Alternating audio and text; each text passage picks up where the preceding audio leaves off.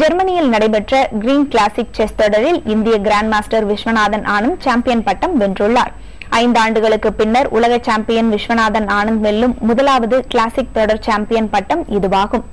ஜெர்மனியின் Baden Baden நகரில் நடைபெற்று வந்த இந்த செஸ் தொடரின் 10வது மற்றும் இறுதி சுற்று போட்டி நேற்று நடைபெற்றது. 9வது சுற்றின் முடிவில் விஸ்வநாதன் ஆனந்தும் இத்தாலிய கிராண்ட் மாஸ்டர் ஃபெபினோவும் தலா 5.5 புள்ளிகளுடன் முதலிடத்தில் இருந்தனர்.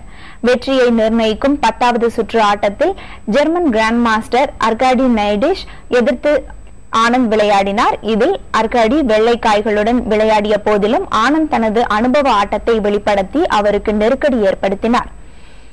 சிகிலியன் முறையில் இந்த போட்டியில் தொடங்கிய ஆனந்த் 49வது நகர்த்தலில் வெற்றி பெற்றார். இதன் மூலம் 6.5 புள்ளிகள் பெற்று சாம்பியன் பட்டத்தை கைப்பற்றினார்.